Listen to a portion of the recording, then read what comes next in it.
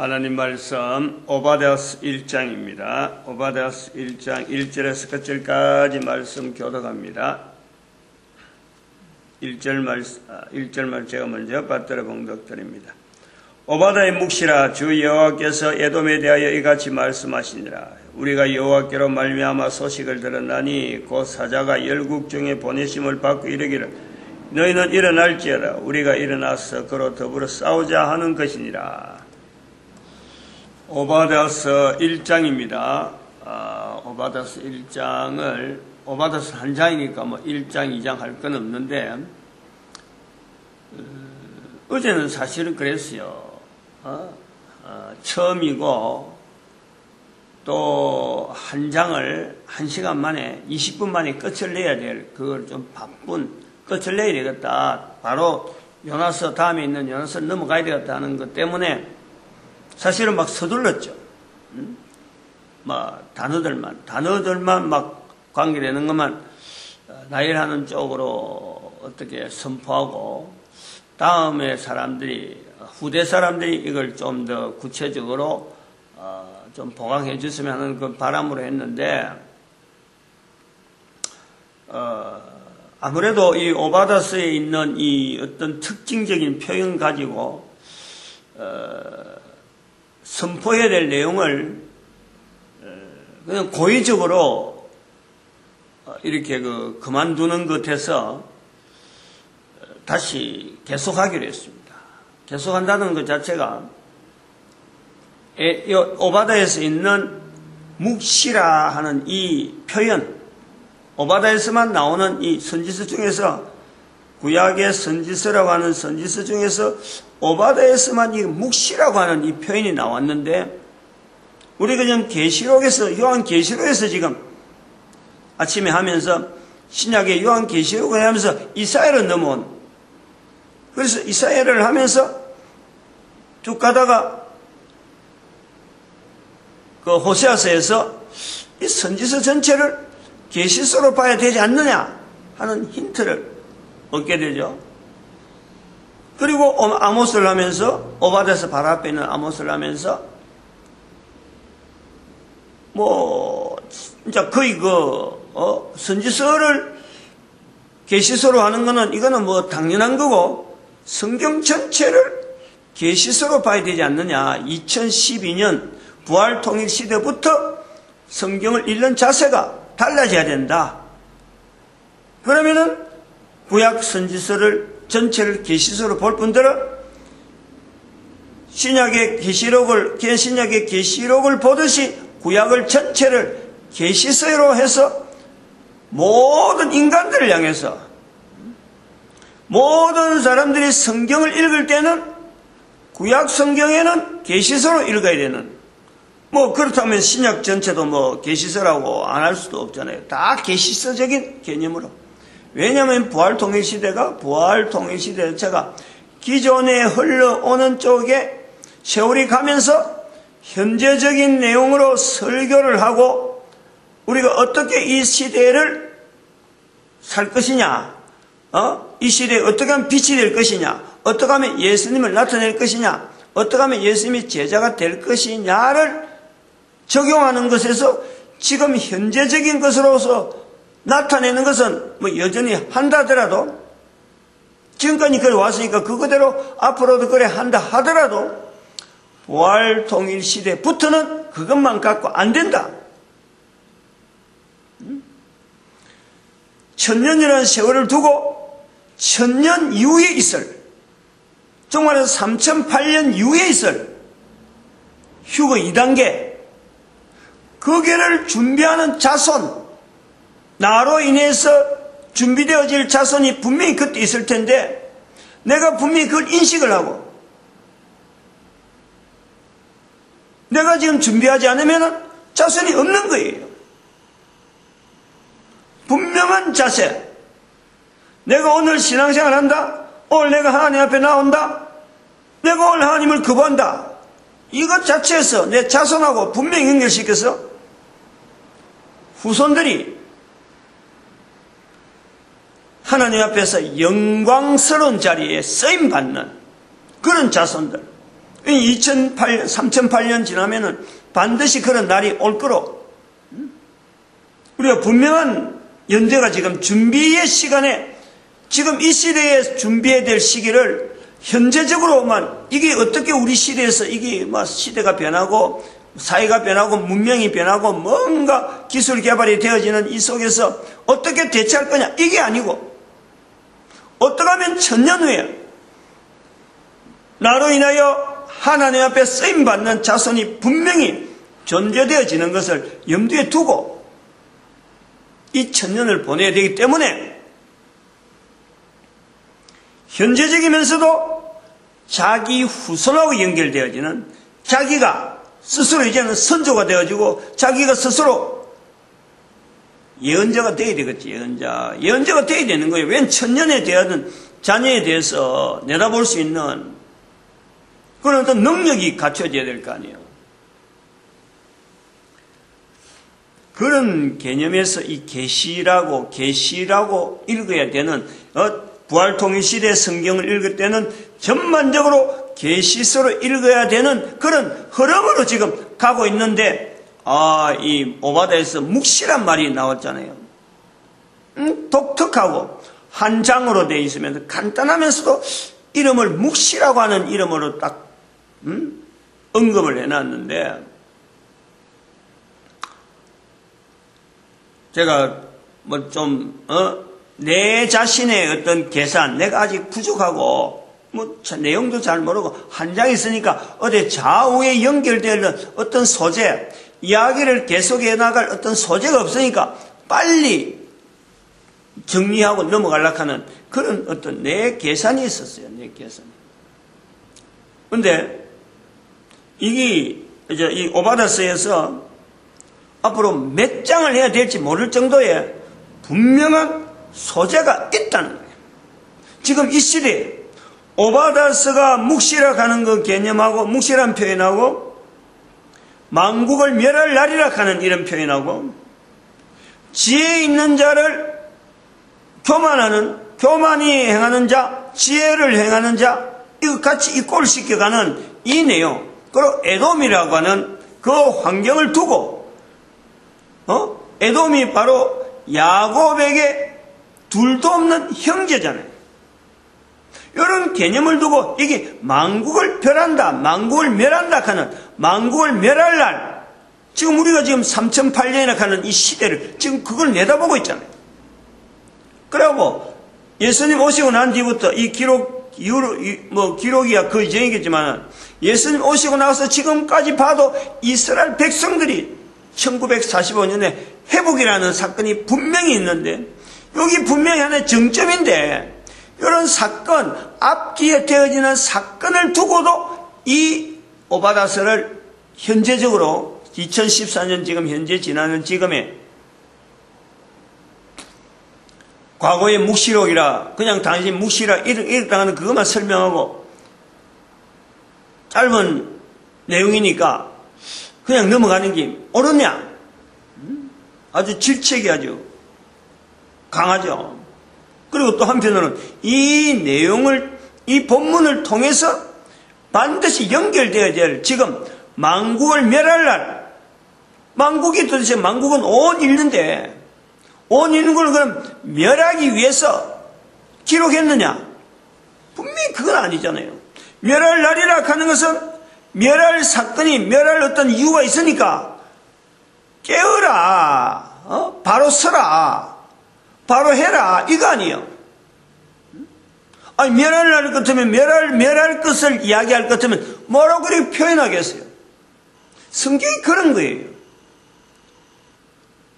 성경에 있는 모든 기록들, 내용이 현재 있는 우리가 볼 때는 그 멸한다, 벌한다, 한 명도 없이 다 죽이겠다, 원수다 하는 이런 표현들은 그 원수되어지고 벌하고 되어질 이런 내용들을 현재적으로 지금 내가 미리 읽는단 말이에요. 그럼 읽고는 준비해야지. 어떤 준비? 벌받지 않을 거, 멸하지 않을 거, 하나님께서 채찍을 들었으리라. 그럼 채찍 안 맞을 일을 하면 되는 거지. 채찍 맞은 이스라엘 백성들 보면서 당시의 상황을 분명히 염두에 두면서 이 내용을 통해서 나를 지금 하시는 말씀이구나. 그럼 이스라엘 백성들이 채찍 맞았다. 나는 채찍 안 맞을 일을 해야 되는 거예요. 그거 하라고 기록으로 남아있는 거예요. 안 그러면은 당시 일로서 끝낼 것 같으면 기록으로 남을 일이 없어요. 특별히 오바다스 같은 경우는 남왕국이라, 남왕국. 오바다스가 활동이 남왕국이라. 왜냐하면 북왕국에는 그 당시에 엘리사 시대로 해갖고 지금 아주 활동이 지금 쩡쩡하거든요. 그리고 엘리야는 기록이 아니고 전체가 다 직접 가서 선포하고 자기 몸 피하고 그리고 따라다니는 이스라엘 백성들, 따라다니는 그 선지자 활동하는 사람들, 엘리사가 선지자 활동을 이거는 필요하다. 그래서 자꾸 선지자 활동에 대해서 양성시키는 이런 북왕국에서는 되어 있기 때문에 오바다서에 대해서 이런 내용에 대해서요.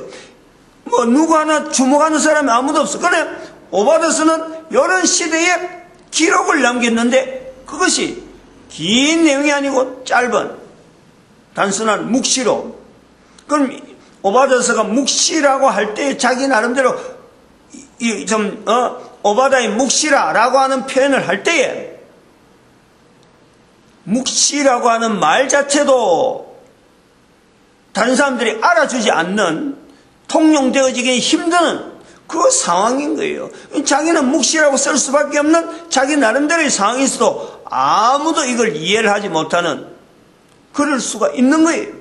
근데 이제 기록이 남아있으니까 묵시란 말이 주어졌구나. 그러니까 나중에 요한의 계시록을 할 때도 요한 계시록 오바다서의 묵시록 연결해서 언어가 신약과 구약에 있던 언어가 하나에 맞아가는 거예요.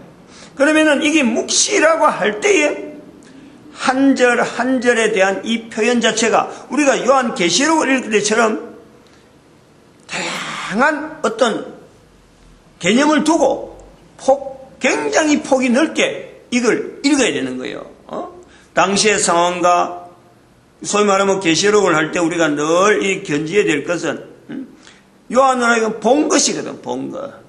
이제 본 것, 장차 될 일, 이제 본 것을 기록해서 본 것을 기록해 남기고 그리고 그것을 장차 될 일이라 하고 연기를 해나가는 거예요. 이제 본 것. 이게 묵시예요. 계시록을 통해서 우리가 그걸 익혀놨는 거예요. 요한계시록을 통해서. 그러면은 지금 여기 오바다서가 오늘은 결혼만 할 거예요. 오늘 느긋하게 하잖아요, 지금. 지금 어마어마한 내용이 들어있는 거예요. 그건 내가 힌트를 좀 드리고 아마 마칠 거라고. 한 번 하고 잠깐 하고. 오바다서에서 지금 우리가 붙잡아야 될 이 내용은 뭐냐면은 만국을 멸할 날. 그러면 만국이 그럼 전 인류가 앞으로 부활통일 시대 되면 이게 이제 분리되어지는데 앞으로 100년만 지나도 인구수가 팍 줄어요. 2114년 되면은 인구가 63억으로 발표할 거예요. 인류학자라든지 여러 가지 통계학자들은 이걸 예측을 못합니다. 이렇게 예측 안 해요. 1% 늘어날 거다 이래 되는 거예요. 지금 계속 1%씩 거의 1% 수준 아니지만은 정확하게 똑같이 1%라고 하는 건 아니지만은 현재 통계에 나와 있는 데이터를 보고 내가 계산한 거예요. 인터넷에 자료가 있어가지고 1.1%인가 상승 추세로 데이터가 나와 있더라고. 전에는 몇 프로로 나온지 모르지만 현재적으로 볼 때 2014년 현재 나와 있는 데이터를 볼 때는 내년도가 바라보는 그 인구 증가율이 전 세계적으로 1%, 우리는 지금 떨어지고 있어요. 1%, 0.8인가 그래 나와요. 0.8인가 0.9인가 이래 나와요. 우리나라는. 벌써 떨어지게 나오는 추세가 나왔어요. 1이 나와야 되는데 1이 안 나오고 0.8이더라 이거지.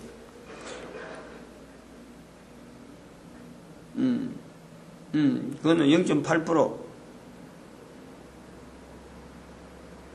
그렇지. 0.8명이지, 0.8명. 한 명이 0.8명 이렇게 나오니까 그걸 정가율로 해보니까 퍼센트였나? 모르죠. 0.8%. 0.8%도 아직도 증가하는 거라, 우리가. 아직까지 증가하는데, 하여튼 그 데이터를 통해서 제가 나온 것이 1.1% 정도 상승.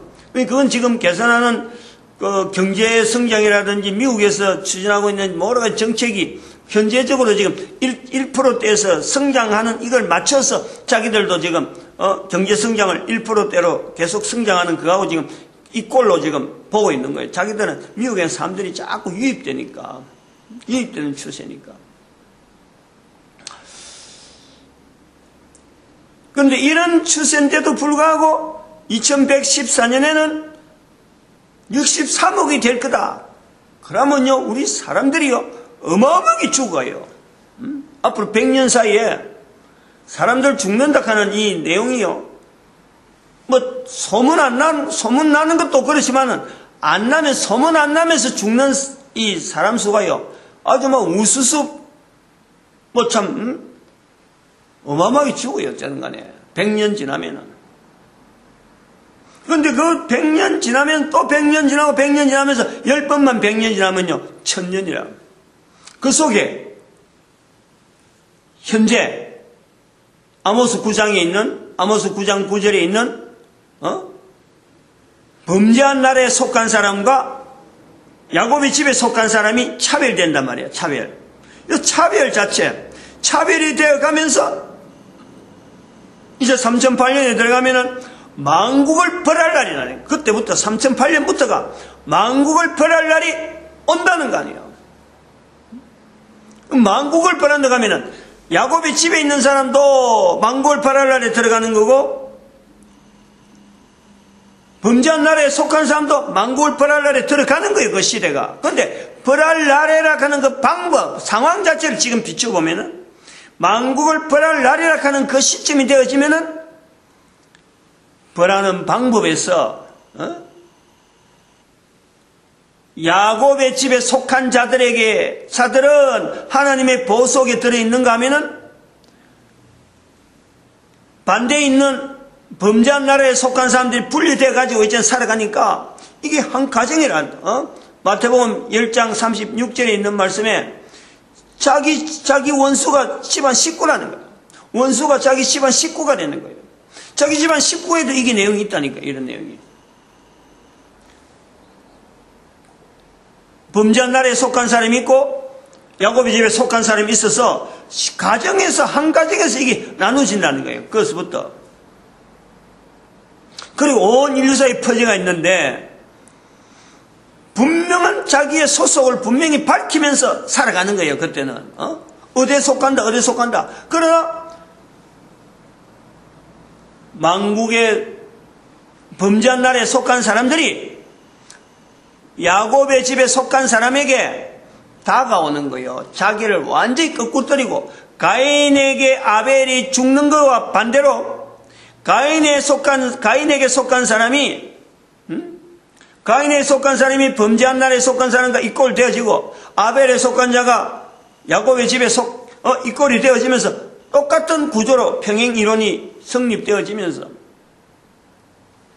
가인에 의해서 아벨이 죽어가는 그 상황이 전반적인 상황이지만은, 또 한편으로는 가인이 아벨에게 내가 아벨이 어디인지 모릅니다 라고 하는 그 변명이 아니라 가인이 아벨 속으로 이제는 역으로 들어오는 거예요.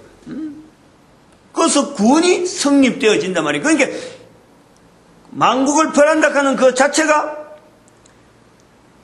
가인에 의해서 아벨이 죽는 그 형상으로 범죄한 날에 속한 사람에 의해서 야곱의 집에 속한 사람이 죽어가지만은 단 한 명도 하나님에서 떠나지 않는 에덴 동산 안으로, 에덴 동산 3장으로, 3장 이전으로 들어가는 그 분명한 상황이 전개되면서, 또 한편으로는 가인에게 속한 자, 범죄한 날에 속한 자들이 아벨에 의해서, 야곱의 집에 의해서 자기 자신의 자리를, 정체를 회개하고 무릎을 꿇고 그걸 보면서 회개한다는 거예요. 그걸 보면서 돌아올 수 있는, 아벨을 보면서 가인이 돌아오는, 범죄한 날에 속한 자들이 야곱의 집에 속한 자를 통해서 돌아오는, 그래서 같이 예수 그리스도 앞에서 무릎 꿇는 그러니까 멸해지잖아요. 그것도 멸해지고, 여기는 죽어서 멸해지고, 거기는 회개해서 멸해지고, 물론 저들도 그들 속에서 멸해지는 사람이 있죠. 계속 생성되어지죠. 끝까지 안 돌아온 사람이 있지. 아니, 이렇게 멸해지나, 이렇게 멸해지나, 야곱의 집에 속한 자에 의해서, 끝내겠습니다. 이거, 결혼도 제대로 못했는데요. 어쨌든 이 만국의 멸할 날이라 하는 이 주제가 앞으로 이 오바다스에서 계속해서 하는 동안에 이걸 통해서 나아갈 거예요. 마치겠습니다.